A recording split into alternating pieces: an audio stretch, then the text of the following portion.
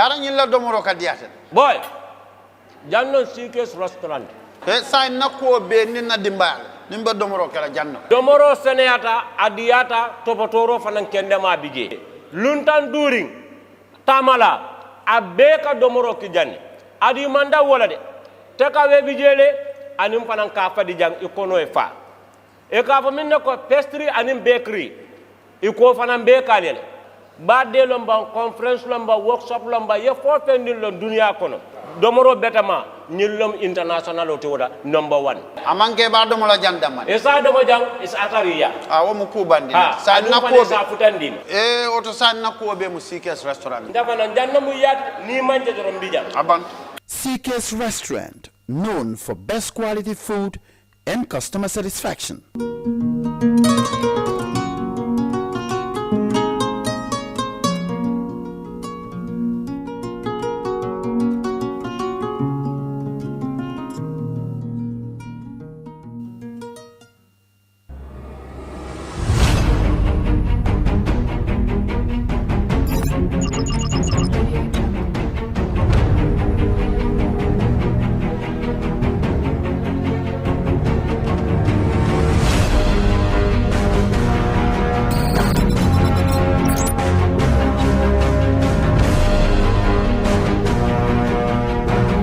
In communication, connectivity is everything.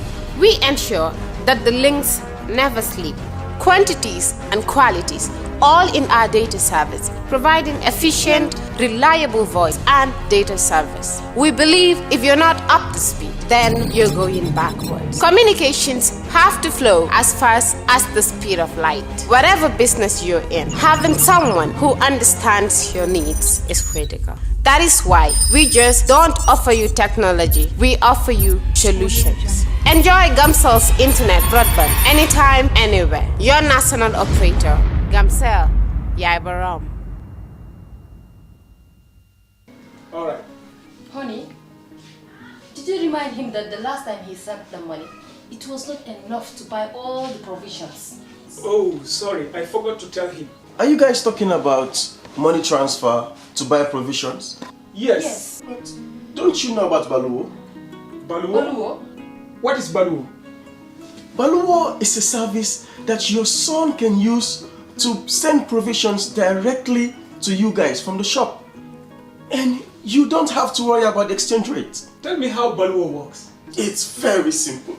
Just log on to baluwo.com and shop, or download the app on your phone. You can shop on the website or using the app to buy online basic products for your family and friends. With Baluwo, you decide what your money...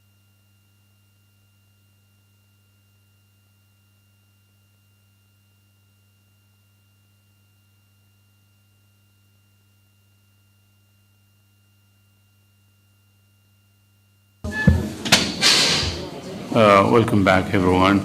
Counsel, if we are ready, if you can bring the witness, we will continue our proceedings. Thank you very much.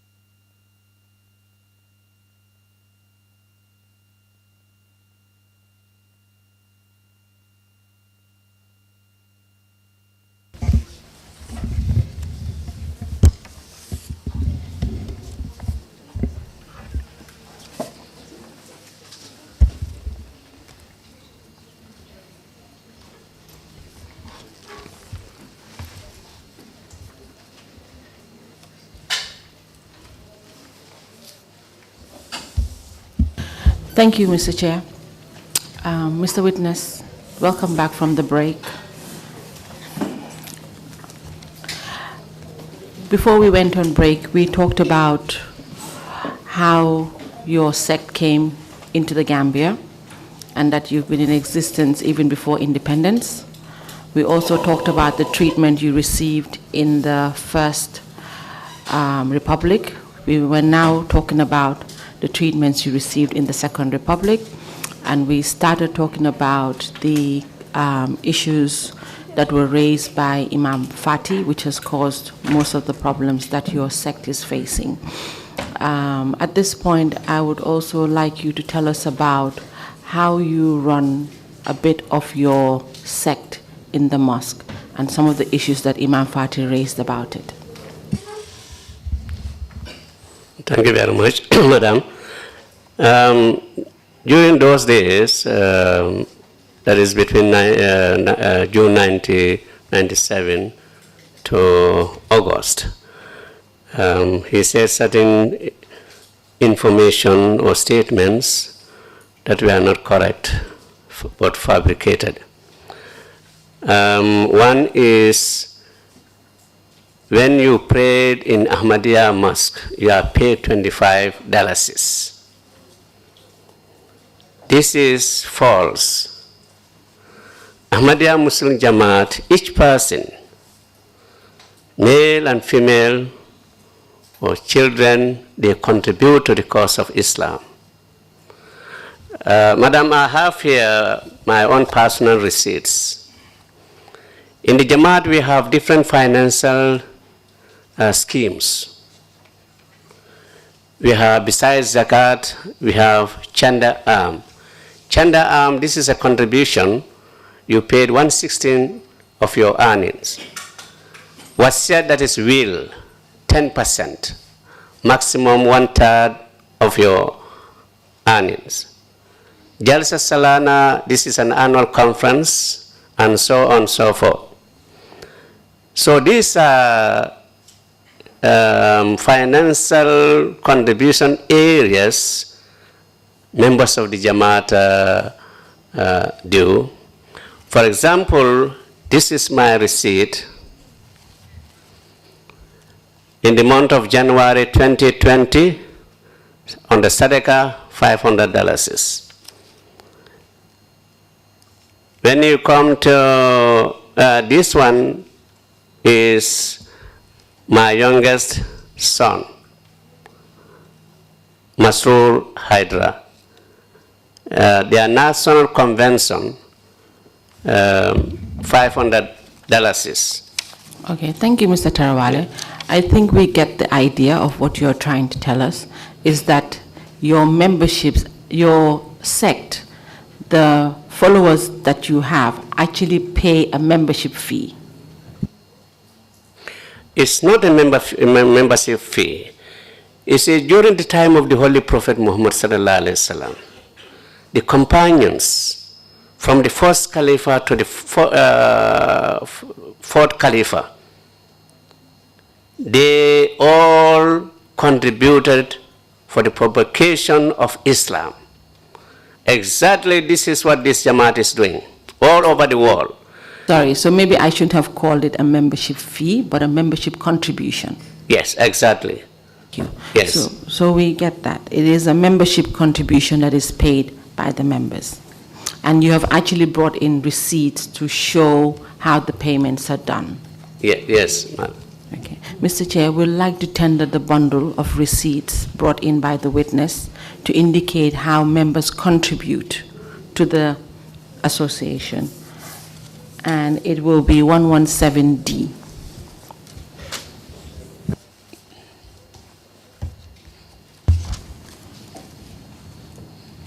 Fine, Council. Request granted. But just a quick question. The contributions, some are mandatory?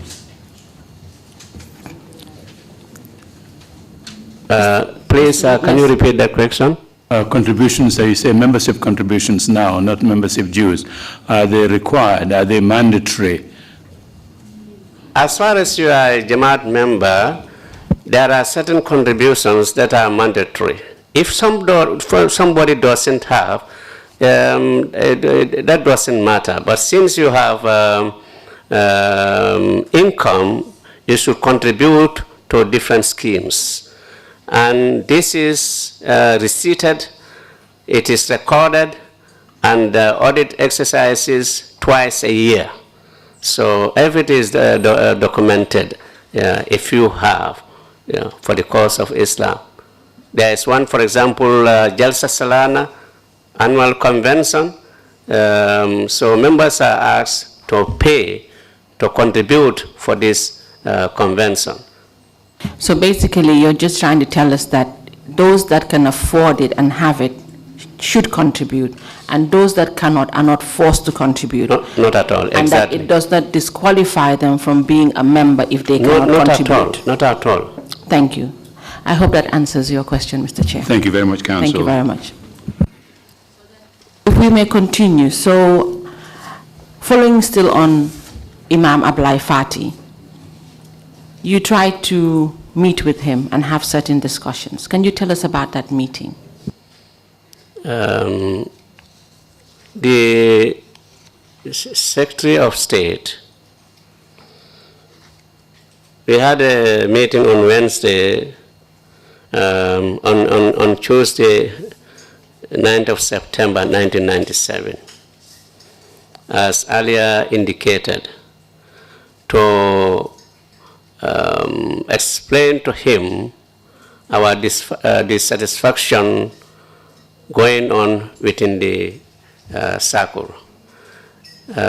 Seeing somebody, castigating, attacking the Jamaat, and no efforts.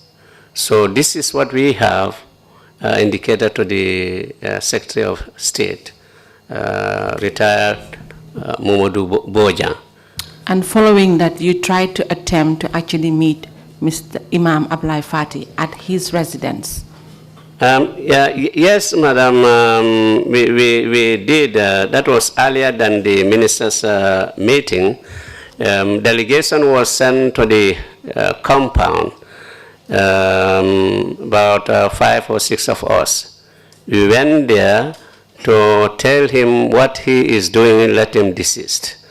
He should not continue to say something that is not true.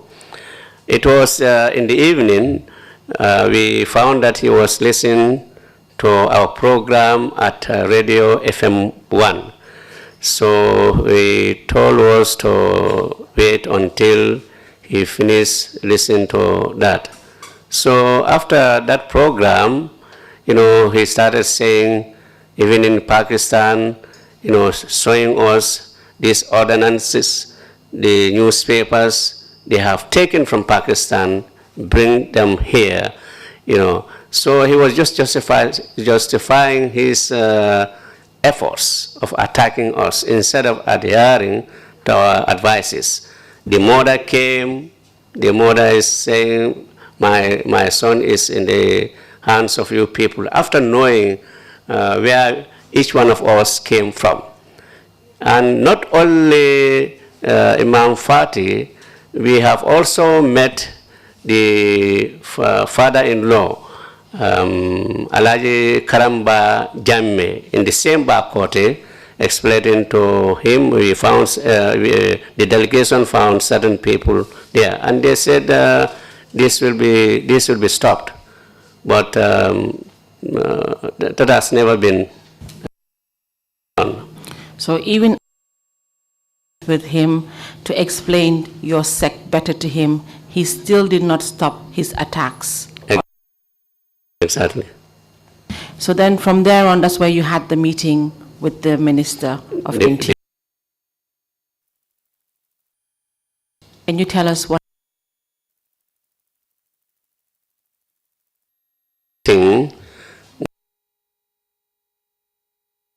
attack, or his attacks have reduced, compared to June, July.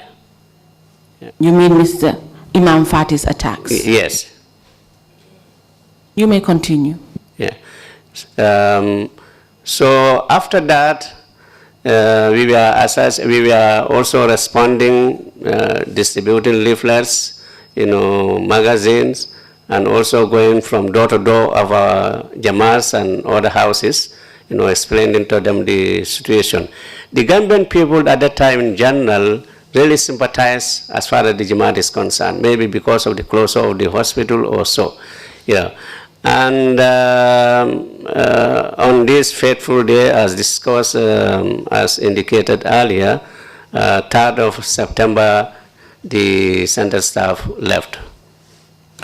So is it correct to say that even though the attacks reduced, Imam Fati continued to attack your sect in a certain form until he was dismissed as the Imam for State House? Yes, Madam, because in October 2014, when he went to the Standard newspaper, saying that Ahmadis should be banned. So we responded. We also issued all the media houses. The same day he was fired. The day of our publication, at 6 p.m., he was dismissed from the State House. Can you tell us what year this was? This was 1997.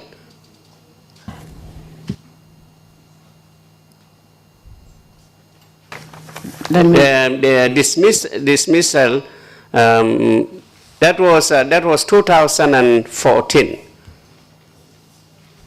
Yes, I think that is the correct date. 2014, yes. October. So these attacks you're talking about, were they attacks by words only, or were there some sort of physical attacks? There was no physical attack, just by words. Thank you. So after his dismissal as the State House mosque, when the new Imam took over, were you still facing the same problems? No. Can you tell us how the situation changed? The situation actually has changed because, the expectation was that the new Imam, instead of attacking the Jamaat, will stop from doing that. And this is exactly what happened. Yeah. There was no attack from the State House. Maybe internally that was decided by the authorities that this man is gone, and now there should not be any attack as far as Ahmadis are concerned. Received any verbal attacks from the State House new Imam? Not at all. But then you started facing different challenges. Of course, different challenges are always there. Yeah. Can you tell us one of the main challenges you faced with your mosque? One of the main challenges of our mosque, Makamasre, I don't know whether that is what you are referring. Yes, the Makamasre mosque. Makamasre, demolition of our mosque in Makamasre. Makamasre is in the Wuli East District. It was on Saturday, 1st of July 2000. Our mosque was demolished. The matter was taken to court, and the judgment given in favor of the Jamaat, because we took the case to court. At Makamasre, the Alcalo, the head of the village, and some villagers came to our Ustaz's premises, his compound, Ustaz Musa So, who built, when I say who, the Jamaat built the mosque in his compound. So this Al-Kalo, Muhammad Kamate, in 2000, with others, came and demolished. So the matter was taken to court. Sorry, Mr. Trawally, when you say the matter was taken to court, who took the matter to court? The matter was reported to police. So the government, I think, took the matter to court, to magistrate, Abubakar King, who did the judgment and said that the mosque must be built within 60 days, and he found each one of them $400.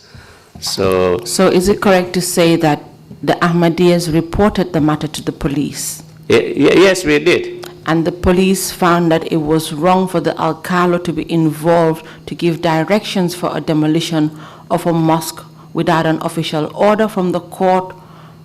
Exactly. And because of that, he was eventually convicted by the court? Yes, he was. And that the court also gave an order that the mosque should be constructed? Yes, within 60 days. Thank you.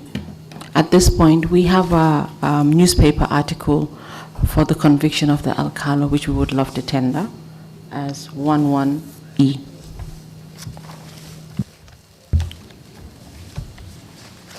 Request granted. Thank you.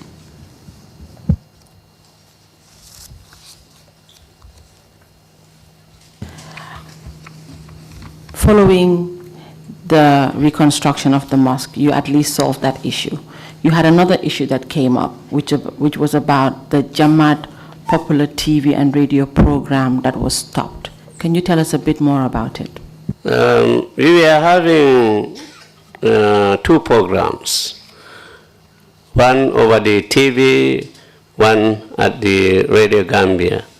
So when these attacks came suddenly and we started responding, we were also TV and the Radio Gambia. But after some time, these 2 programs were stopped, and that was the time we contacted the private radio stations, where we were buying airtime.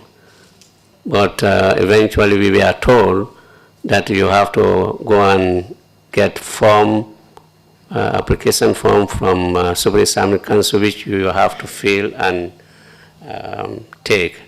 We considered that very, very wrong. The state TV, radio, we are not owned by Super Islamic Council. That's not their mandate. Much more private radio stations. So we didn't follow that instruction. So even though you had paid and you had a contract with private companies which had airtime that they could give you, you were still not permitted to use that airtime you were paid for because simply you didn't get some permit from the Supreme Islamic Council?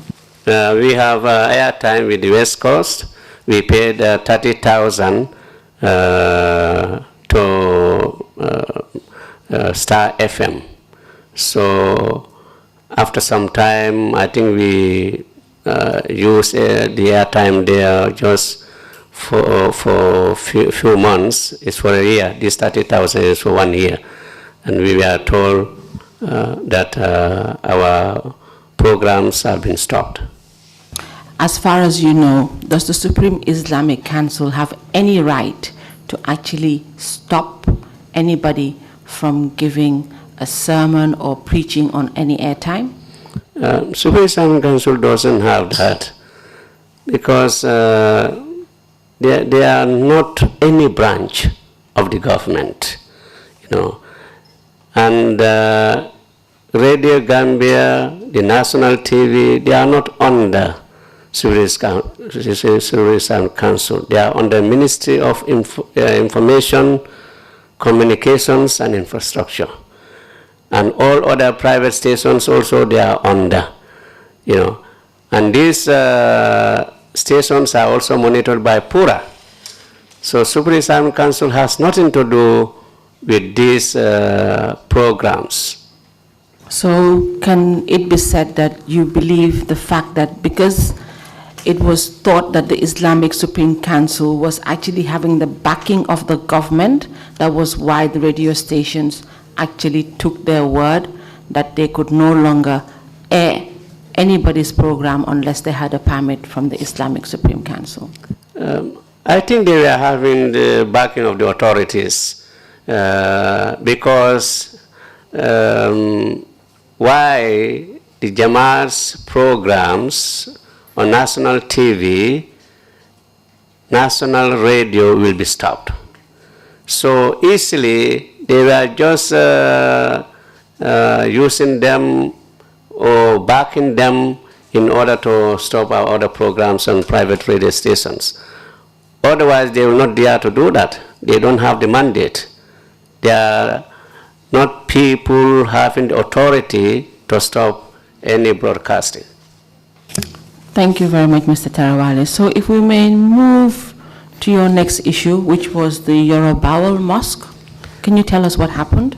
For Yorubawal Mosque, one time when we wanted to build a mosque there, it was stopped by the chief of Wulli. But after discussing, after our delegation going to the chief, we were allowed to build mosque in Yorubawal in 2001.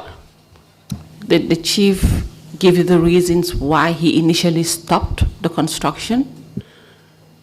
I think initially the chief has listened to some of the villages that there should not be two mosques in the village, But when we went there to explain, the delegation went there to explain, he was able to understand. So it was not based on any government order or directive? Not at all. Thank you. So then the next issue from that one was about the mistreatment of the 85-year-old gentleman. Can you tell us about that? He was the Alcalo of Morekunda. Morekunda is Wulli East District. He's an Ahmadi. He has given a land to the Jamaat. This land, because of various influences or so, obstruction, somebody else claimed that land. The matter went to the cave, then to High Court in Banjul. It has taken so long that I have to come and tell these people, I think it's better, let us look for another land. So there is a family, Danso family, they gave a very strategic location, and this is where we built our mosque and mission houses, because this other one is taken too long in court, so we didn't pursue. Is it still in court? Well, it is lying somewhere, but as far as we are concerned, we are not interested. Maybe sometimes there are trials and difficulties, but at the end, you feel happy because the land that was allocated, very strategic place, just next to our school in Morekunda. We have a basic cycle school in Morekunda. So I think that's maybe the will of Allah that we should have this mosque in that location. So the previous land that you were allocated, do you think there was any government interference or directive hence the reason why you lost it? Interferences, I think interferences were there because this matter was reported to the governor by then, late Marina, and the deputy governor Musa C. But they tend to support the other members of the village. Thank you very much. So on our next point, some of the other challenges that you started facing, apart from your mosque issues, was when we had the visit of a particular Muslim scholar. Can you tell us about him? Yes, Madam, before that, it is interesting, Sarangai, Lower Fladu West District. We have, that is number 7, if you please look at it. Yeah. Sorry, Mr. Trawally, you're right. I actually missed out on that point. The Sarangare was also to deal with the mosque that was destroyed. Can you tell us about it? It was month of Ramadan that we constructed corrugated mosque. But before that, the president of Supreme Islamic Council, Alhaji Imam Mahmoud Lamin Toure of Gunjur, Kombo, paid a visit to the village. And this was on Wednesday, 29th June 2011. A meeting was convened that the Imam of the mosque, Ustaz Yaya Jallo, who has been an Imam for 11 years in Sarangai, should leave Ahmadiyat and become a Tijan. And Ustaz Yaya was chosen by former chief Falai Balde. But when he passed away, the son became an Alcalo Ali Mahdi Balde. He said, if Ustaz did not become a Tijani, then he's not going to be most of the village. And most of the contributions towards the construction of that village mosque, 75, was done by the Ahmadis in that village. So Supreme Islamic Council, the president went there. They even asked people to raise their hands, those who want Ustaz to become Imam. Most of them, they raised their hands. But the controversy continued. So I asked them to leave the mosque so that there will not be any controversy or any fight. They constructed a corrugated mosque in the village, in the compound of Ustaz Yaya. So Supreme Islamic Council didn't like this. The matter was reported to them. They sent a letter, and this letter, they said the mosque should be closed. The governor, Governor Alhaji Gani Toure, also wrote a letter on 12 August 2011 for the mosque to be demolished within 24 hours. So the Mr. mosque Toure, was, they asked... Sorry, just to get the dates, can you tell us what year these events took place? Supreme Islamic Council wrote its letter 9th August 2011 to the governor for the immediate closure of the mosque. Can you tell us the context of the letter?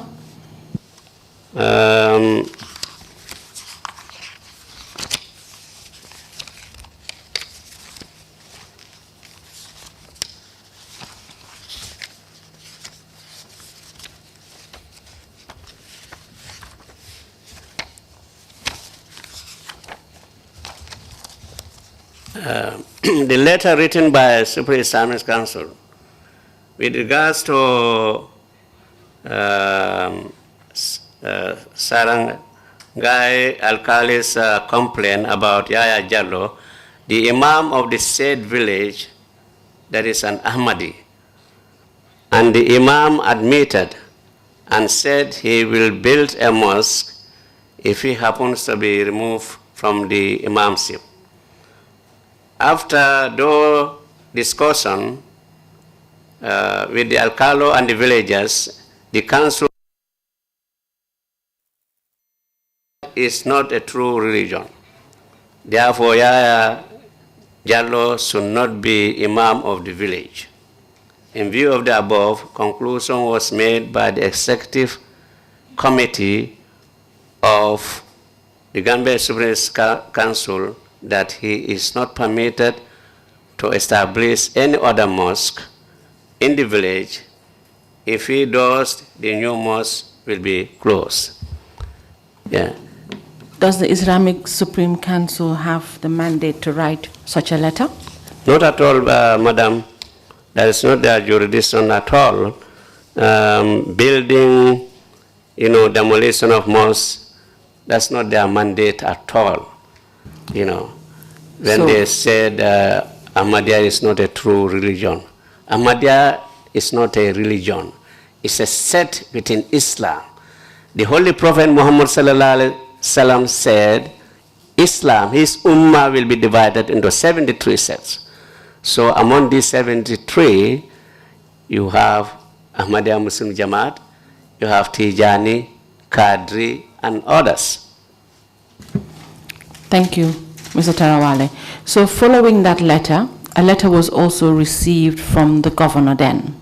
Yes, dated 12 August 2011. Can you tell us the context of that letter, such as the heading and also the 4th, 5th paragraph? Reference closing of Ahmadiyya praying in Sarangai, Lower Fuladu West. Attached here with is the conclusion of the Supreme Islamic Council findings over the matter after their visit, that you are strictly warned to comply with this directive until a final decision is reached on the issue, or appropriate actions shall be taken against you. Can you please tell this commission what the final decision was? As far as this letter is concerned, the final decision is to demolish, and it was Sunday, 2nd of October 2011. Paramilitary and police officers headed by Fulabantang SO Njai demolished the corrugated mosque. When you say the paramilitary and the police, do you know how many in number came to the village? We don't know the number, but our lawyer, when we took the matter to court, identified certain vehicles, and this letter amounts. They identify PIU officers, where one Usman Jallo and another officer whose registration number is 2838. The officers were on board vehicle registration GPF 27 PIU YBK. The team was led to the scene by the badge messenger of the district chief, whilst this demolition was going on, member of the Jamaat was present. Were the police officers or the PIU armed in any way? No, they were not armed. Did you eventually take this matter to court? Yes, we have taken the matter to court, and the court has ruled in our favor.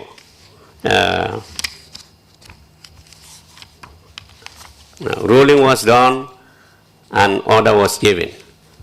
Our lawyer was Mr. Boriture. Can you tell us about the ruling? The ruling is a long one, but maybe the last part I can read. I also submit a right that is given by the Constitution cannot be taken away by any other law. As submitted by Council in Section 4 and Section 5 of the 1997 Constitution, everyone in the Gambia has the right to worship his or her religion without fear of favor or interference by any authority. From the above, I submit that the accused have no case to answer. The accused, Yaya Jallo, is hereby discharged accordingly. Case is. And Madam, before, Yaya was asked to demolish this mosque himself. He refused, he said never. He was taken to Fulabantang police, afterwards taken to Bansang police, and then remanded for one week in Janjambre prison. Thank you very much, Mr. Trawally. So from what you have said, it seems it was the state that acted. Exactly. Did you, as the Ahmadiyyas, take any action for the non-demolition of the mosque? The action we have taken the matter to, and the court has given his ruling in our favor and giving order also that we have the right to construct the mosque. So maybe that part I can read. It is also the order of this court that said Yaya Jallo and fellow Ahmadiyya members likewise should not infringe on the right of others of the same community in the exercise of their right of worship. Any violation of this order will be considered by this court as a contempt, and necessary action will be taken. So were you eventually able to construct the mosque? Yes, a very solid mosque in Sarangai. Thank you. Mr. Chair, at this point, I would like to tender in the documents from their lawyer and also the Supreme Islamic Council and the letter from the Governor Den Kaniture. And it shall be Exhibit 117F. And there's also the photo of the demolished mosque. It's just that the quality of it is not very clear. Yes. That is why I did not put it before the commission. But the documentation that we have already submitted is enough to show. You can have this. This one is a little bit clear.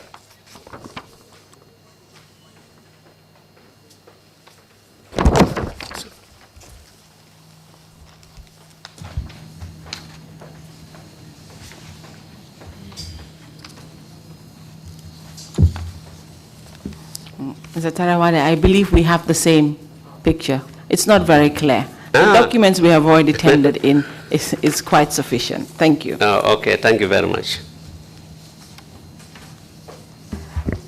So then now we move to issue number 9, which was when we had the Islamic scholar who came to visit. Can you tell us what happened? Madam, yes. It was October 2014 when this particular scholar visited the Gambia as the state guest. And during the course of his staying in the Gambia, he attacked the Jamaat. Can you tell us what period this was, Mr. Trawally? He visited the Gambia Wednesday 8 to Thursday 16 October 2014. Can you tell us on whose invitation he visited the Gambia? I think it was the invitation of the state and Super Islamic Council. Thank you. Can you continue to tell us what happened during his visit? There was he had lectures from various places. The Faculty of Law near MDI. We had a lecture there, and also Kanilalai, where he said Ahmadis are outside the pale of Islam. Mr. Trawally, who said? Can you use his name for us, please? His name is one Dr. Zakir Naik, who is an Indian. So he said few things. One, Ahmadis are outside the pale of Islam. The other one, you should not take your children to Ahmadi schools and Christian schools. You know. And the other one he also mentioned is he wished Gambia is an Islamic state. So coming to the first one, outside the pale of Islam. Madam, declaration by individuals, organizations, is so common. There is not a single religious Islamic sect that has not been declared kafir. Few Islamic sects are here. Baralvi sect declared kafir 15 times. The Obani sect declared kafir. Al-Hadid 17 times. Wahhabi sect in many edicts, many times. Shia 23 times. Dr. Zakir Naik himself, several times he has been declared kafir. And the latest was, he was declared kafir by Al-Sunni scholars of Lucknow in India. So you have contradiction in this man's life. And when he said you should not send your children to Ahmadi schools or Christian schools, unfortunately, this man did not know the history of education in this school. So may I ask you, please, Mr. Witness, why do you think he chose these topics for conversation? He chose this topic because, one, he is extremist, and the other to please maybe Super Islamic Council.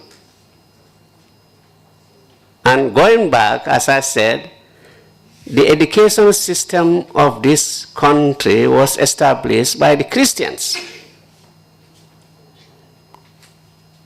And all the schools in this, all the high schools in this country, they were all in Banjul. So you can see the sincerity, generosity of people of Banjul. Because people from the provinces, when they come, they need guidance. So, being that people of Banjul has taken this burden, and these Christian schools, there's not an occasion or time when you are asked to convert from being a Muslim to a Christian. As I went to St. Augustine High School, as earlier indicated. We did Bible, Father Murphy, Father Tammy, Father Claire, but never at any time we were asked to be Christian. And when you come to Ahmadiyya Muslim Jamaat, Ahmadiyya Muslim Jamaat was the community that established high schools outside the city of Banjul, besides Armitage. Armitage was opened 1927. 1927 only for the sons and daughters of chiefs, prominent members and others. Afterwards, of course, that was changed. Nusrat High School was the first high school outside the city of Banjul. Nasir High School in 1971. Nasir High School in 1983 at the end of the country. In the middle of the country at Mansakonko in 1988. So this man didn't know the history, the contributions of these missions. And Madam, it will be interesting that Dr. Zakir Naik himself attended Christian school called St. Peter's High School in Mumbai, a place called Masagon in India. He himself. Thank you, Mr. Trawally. Sorry, Madam, let me come to the college. Continue. For a Hindu college called Kasni Chan Kelaram College in Mumbai, in India. That's why he did his medicine. Kelaram is a famous name in the Gambia because we have a place, I think vehicle supermarket called Kelaram, something like that. It was the first beverage factory in the Gambia called Kelaram's. Yes, okay. And besides that, Islamic Republic, I wish. And we wrote against that. Ahmadiyya Muslim Jamaat, we wrote against that. We said it's not a good idea. Islamic Republic, women and children and minorities are the victims. This is always the case. It has not worked anywhere. These are the clerics, these are the fundamentalists they want to introduce. And this particular man, Dr. Zakir Naik, he will not visit a country once or twice, there will not be a problem in that country. And this is why recently, some years ago, they banned him in certain countries, including his own place, India. He is now in hiding somewhere. So you are telling this commission that you believe that the visit of Zakir, Dr. Naik, actually caused problems for the Gambia? Definitely, big problem. Problems being that he tried to interfere too much in our religious harmony that we already had that existed. That is true, Madam, because when you come to Christians and Muslims in this country, so cordial that you cannot talk of any segregation. Religion is personal. Faith is personal. And this is what the Holy Prophet Muhammad ﷺ said. You think we the Muslims today, do we have the heart to let Christians pray there? The founder of Islam, Hazrat Muhammad Mustafa sallallahu alaihi wasallam did that. Najran, the delegation that came for questioning, during the time they wanted to go out and pray, he said, this is house of God. Churches, synagogue, mosque, they are all places of worship. But we don't have that heart to accommodate, to tolerate. The same Imam said, when there was a remark by Honorable OJ, I have the paper here, should be hanged. Because they misquoted that man. When you said the same Imam, can you tell us the name? Imam Abdullah Fati, saying that OJ said this mosque should be destroyed. Misquoting. During the time of, if it is during the time of Sayyidina Omar, the second Caliph of Islam, this man should have been beheaded. OJ should have been beheaded, maybe another person also. Okay. OJ, sorry, madam, OJ didn't say that a mosque should be destroyed. What about today if Christians said in the State House, in the public places, we want churches there. For equity, for justice, are we going to accept? These clerics, you think they will accommodate? Because you think that it's a majority. Muslims are a majority in this country. Madam, one thing, majority is a worldly affair. Majority is not hereafter. Because the Holy Prophet Muhammad sallallahu alaihi wasallam, Allah Almighty told him, if you follow majority, you will be misled in the Holy Quran. So when we are the majority, we are the majority. No. Piousness, righteousness, fear of God, that is what is important. Thank you very much, Mr. Trawally.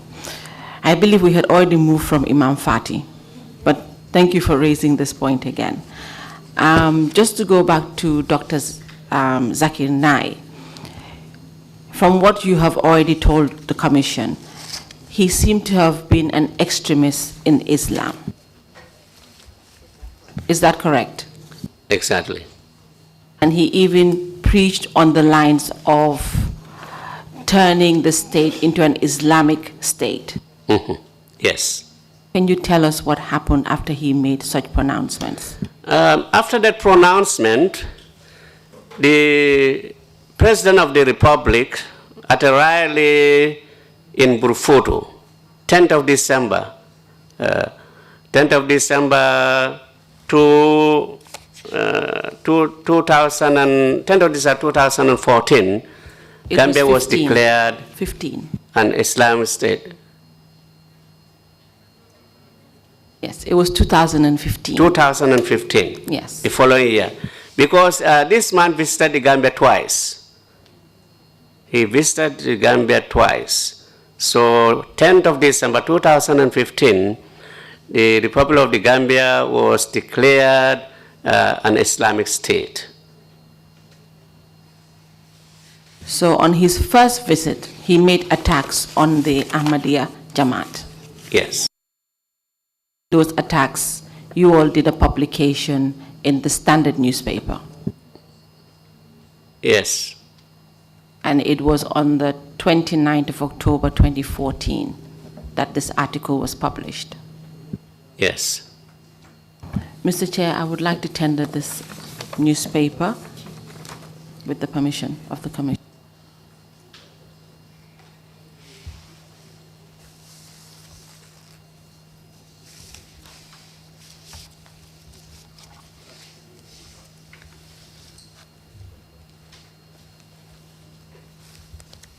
Mr. Tarawala, do you have your copy of the paper? Yes, I did. Can you please take a look at it? Okay.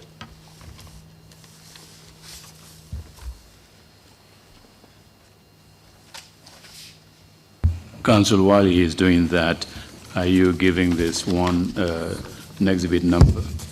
Yes, the exhibit number will be 117G. G. Thank you very much. Request granted. Mr. Trawally, can you identify it, that it is the paper of the 29th of October, 2014? The standard, huh? Yes, the standard paper. This is page 8. Can you tell us the caption of the paper? The headline. Who is a Muslim and other clarifications. Is that the one? On the first page of the paper.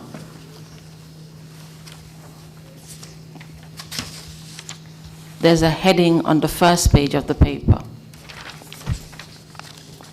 Can you read it out? Ahmadis react to Zakir Naik. The front page.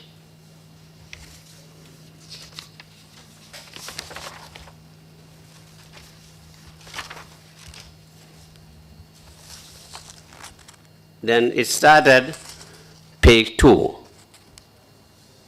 then to page 8 and page 9.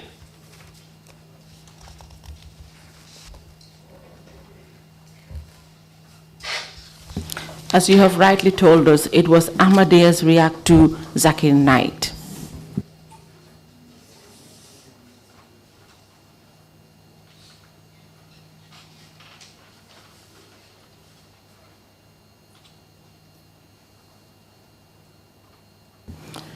Can you please read for us the caption in page 2, on page 2?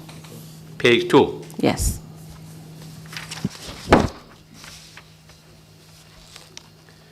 The Press and Publication Department of Ahmadiyya Muslim Jamaat, the Gambia, has issued a 12-page rebuttal of attacks on the community by the famed Indian Muslim evangelist Dr. Zakir Naik during his lecture tour of the Gambia earlier this month. We reproduce full letter below and in the center spread on page 8 and page 9. Mr. Trawally, can you just give us a brief summary of what was mentioned in page 8 and 9? Page 8 and 9, Dr. Zakir Naik indicated that Ahmadis are outside the pale of Islam. Mentioned that, and we also responded. We said there's no Muslim said that has not been declared a non-Muslim. We also indicated his schooling as indicated in this proceeding. So if I may just help you a bit, Mr. Trawally, if you look at the article, you have 4 columns. Yes. I would like you to go to the last column, which is the 4th column, and you start reading from where it says, it is clear from the foregoing verses. It is almost the 2nd paragraph on the 4th column. Yes. Thank you. Okay. Madam, there is a portion, with your permission, I want to read and then come to that. That is the 2nd column. Mr. Chairman, we have the permission. Okay. It is clear from the foregoing verses and the hadith of the Holy Prophet Muhammad sallallahu alaihi wasallam that one should not presume to know what is in the heart of another person. It is also categorically said that one should not accuse a person who claims to be a Muslim of being a kafir. In the light of the importance of the matter under discussion, it is worth to state the true definition of a Muslim, as initiated by Sayyidina Khataman Nabiyin Muhammad sallallahu alaihi wasallam. We provide here on the teachings of the Holy Prophet Muhammad sallallahu alaihi wasallam.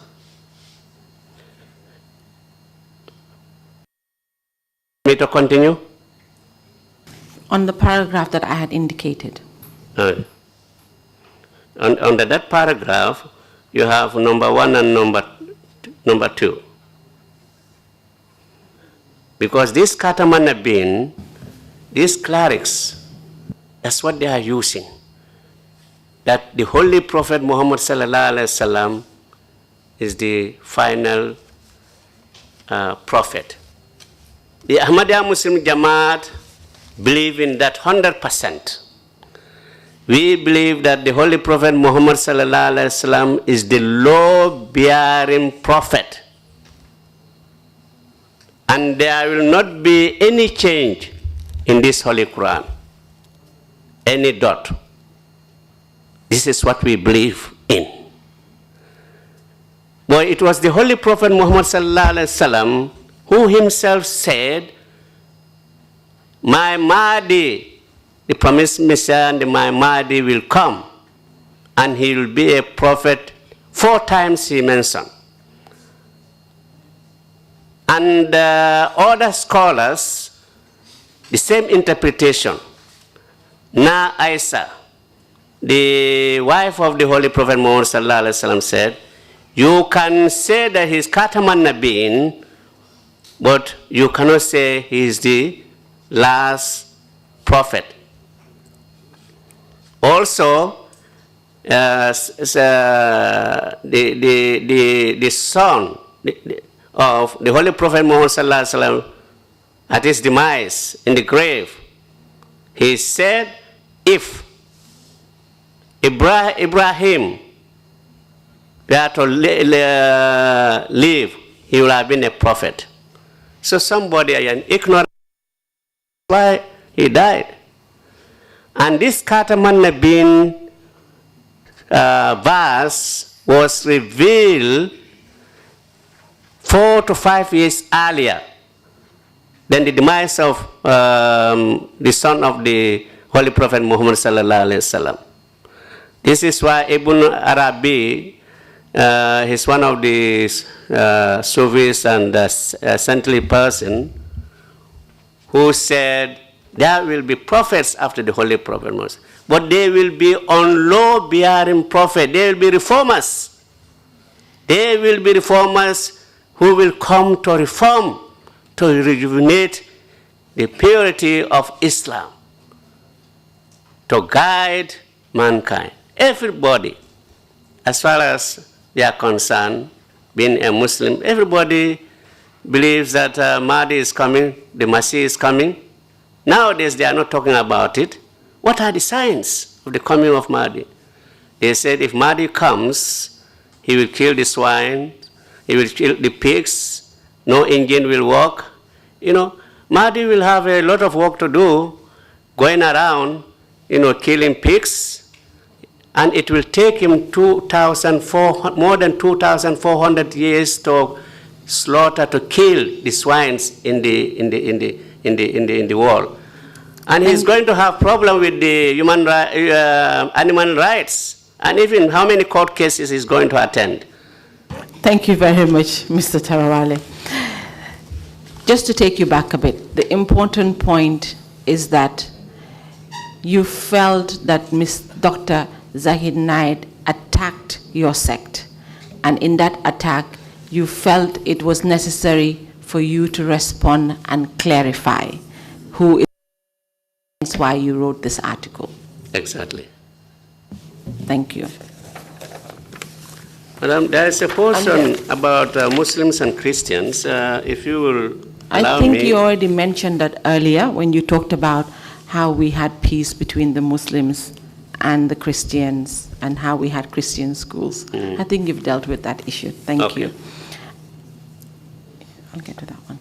And then on that issue, after the publications, Imam Fatih felt the need to say something again.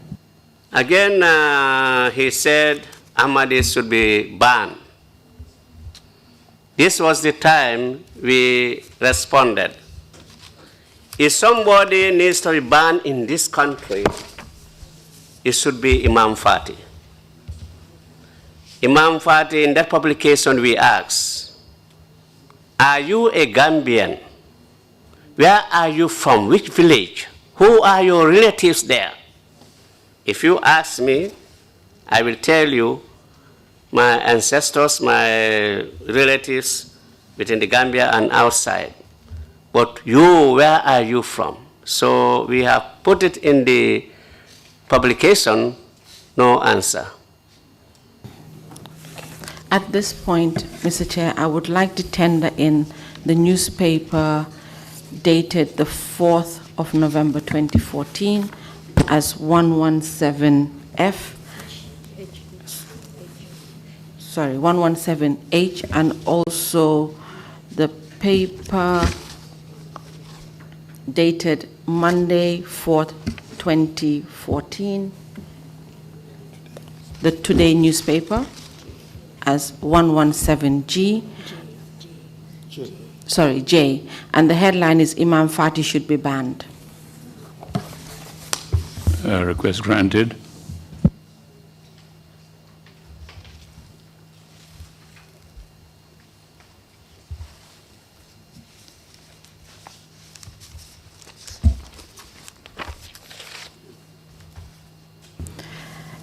Mr. Trawally?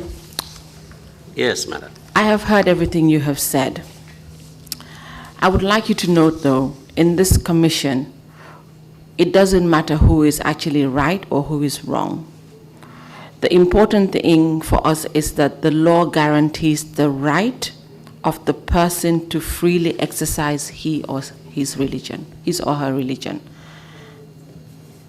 Our concern, therefore, is to deal with violations of that right. So if we may get that point out as the Ahmadiyyas, how were your rights violated? Okay. I think as Ahmadi Muslims in this country, we are citizens like any other citizen. Ahmadiyya Muslim Jamaat is a religious set like any other religious set in this country. So there should be equity. There should be justice as far as authorities are concerned. There should be justice as far as individuals are concerned. There should be justice as far as organizations are concerned. We all have obligations to carry out as far as we are concerned in different dominions. So apart from the issues and the statements that were made by Imam Fati and also Zakir Naik, you still feel that there were some issues that the government had with your sect?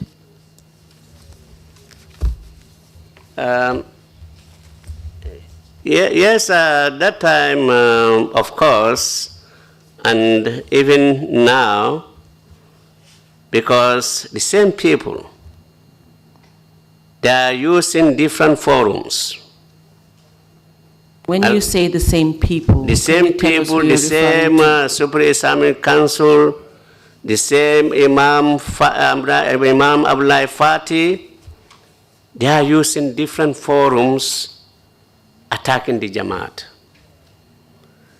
A radio station should not be used to attack another set or a person. So this difference in the way that you practice, it brought some sort of difference between you and the then president, Yahya Jammeh. I don't know whether we have a difference between us and the president. You see, Madam, when the president was elected in 1996, on the 26th of January, 1996, the Jamaat was one of the first to go and congratulate. On that particular day, the president acknowledged the services of the Jamaat, including medical and education. He even said what the Jamaat did is more than 30 years of Sir Dawda's government's contribution to the economy. Yeah.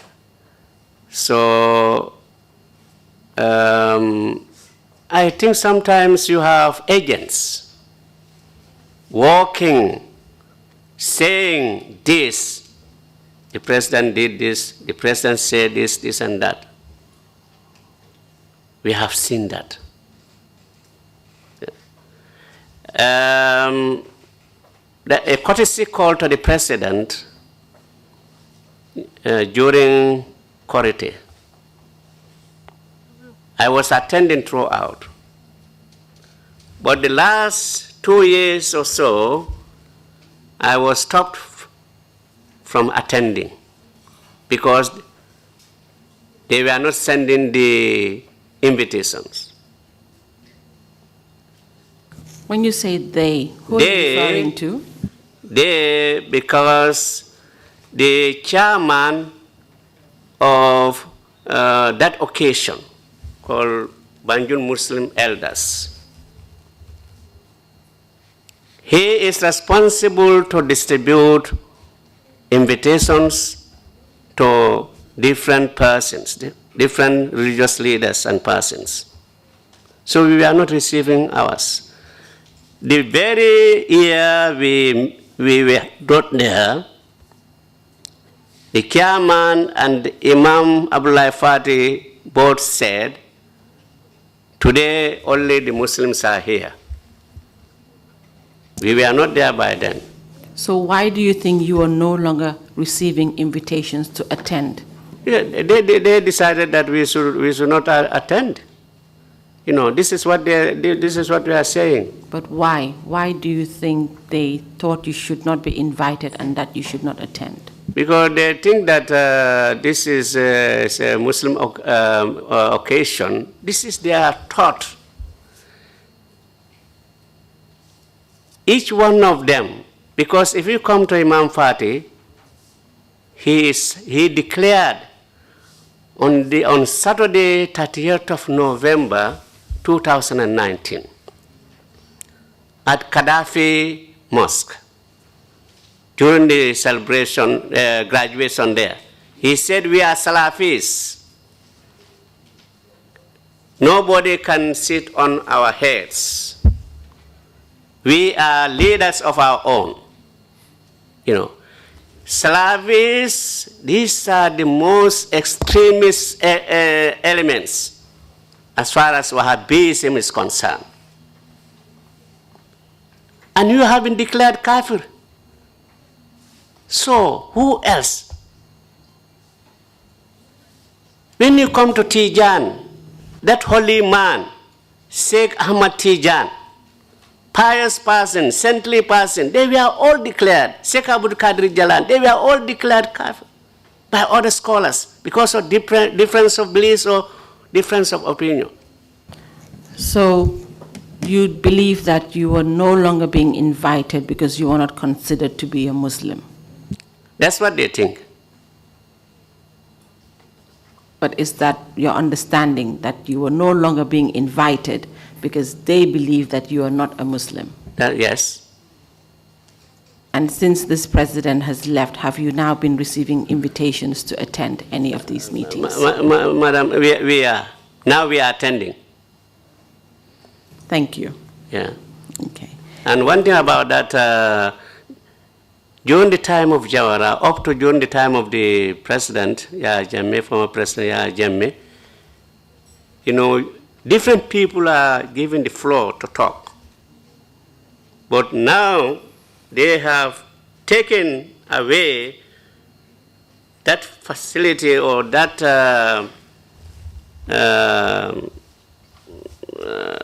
tradition. When you say now, what time are you referring to? When we say now, we are talking of the new government, with the coming of the new government. With the coming of the new government, the number of people who supposed to talk, who supposed to give their, their congratulations to the president or so, the number has been limited, has been reduced, And Madam, it is important to say that, they'll be saying Banjul Muslim elders coming to the State House. Yes. In colonial days, they started because of love of Islam. But now, it's not only Banjul elders. It's the Gambian elders, is religious leaders. One time, PPP was People Protected Party. They have to change the name to PPP, People Progressive Party, because it's not only for one section of the country, it's entire country. So this tradition, the Banjul people, they started that, and it's not only that only one, because they love Islam, and because of that, they were able to pay courtesy call to the head of state.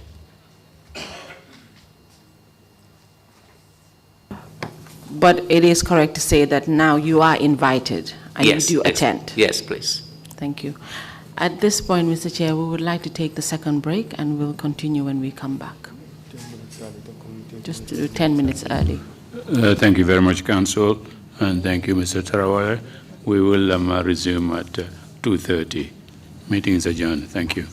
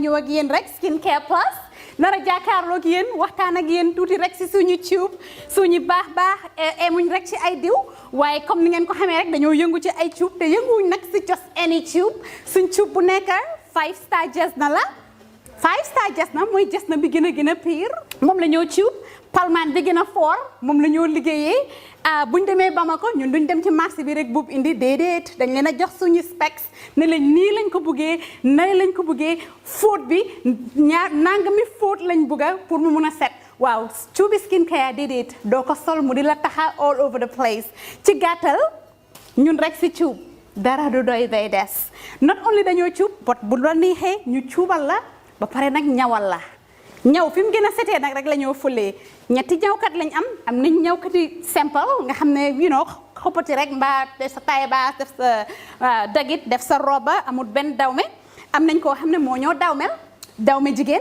den am nañ tamit special ñawkat boo xam ne ñawi góor rek la ñoo defal nga bugg sa his and hers muy korité muy tobaski mbaa muy ngénte muy takka mbaa nga bugg rek def sa yëkka bu baax a baax daagul ba ñëw Skincare Plus ñu dimbali la tànnal la cuub fam gën a baaxee ndax sa yëkka gën a foor lii nga ne lan xoolal bi takka la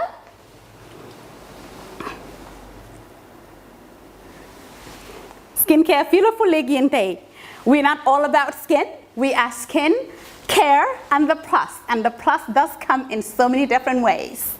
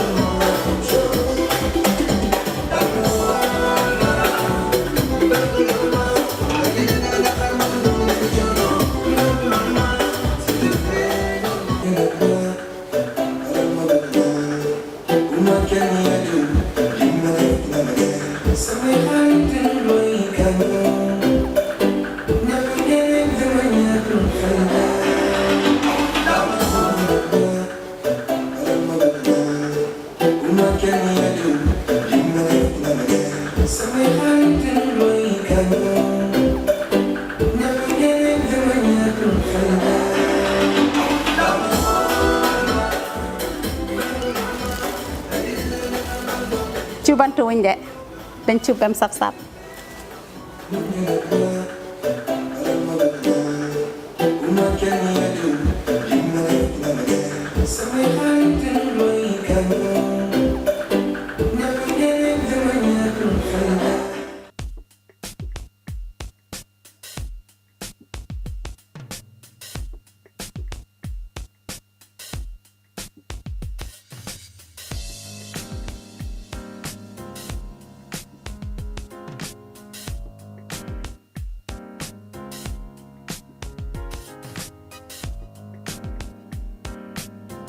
Miss B Designer Outlet is the #1 quality and affordable stop shop for all your needs.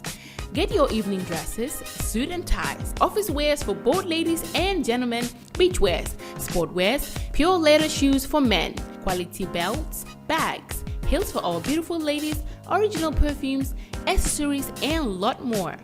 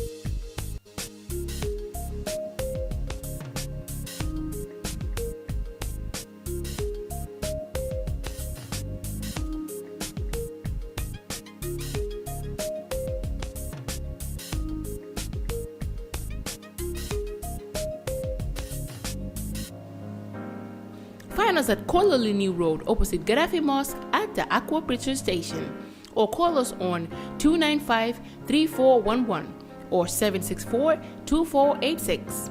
Miss B Designer Outlet. Shop right, look good.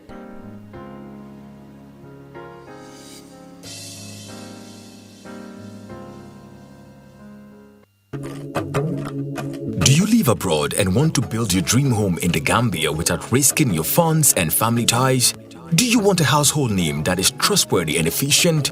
A name that will continue to give you updates on the project from the beginning to the very end with videos and pictures? If your answer is yes, then worry no more. Boss Construction and Asset Management is here for you.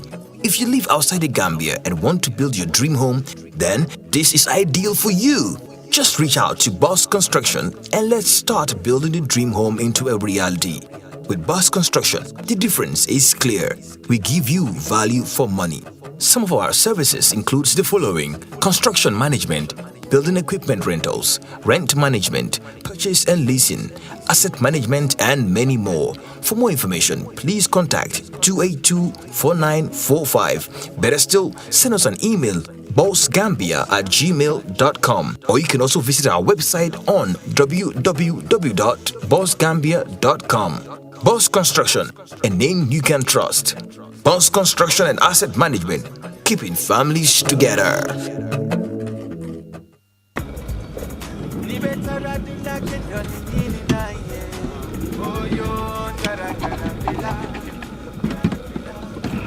No, inimbara.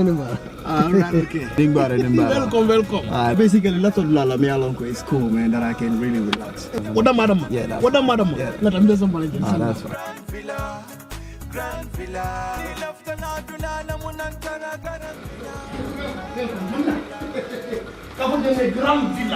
That's fine. Slowly. Yes. No. Yeah, actually, a lot of people are basically me alone because they relax. So it's always like that. I can understand.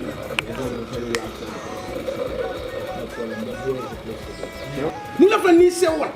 Nidia, Nena Grand Villa is the best guest house in the Gambia. Beji and the Grand Villa Guest House. Na labungul bebe senyaring adu na bungul bebe nyarandiring coming ibela fila ila suwe taranyame until Grand Villa na kiliano la lafino wala mukawati intel kang na ye sabati Grand Villa yela kodo na fa kalamuta.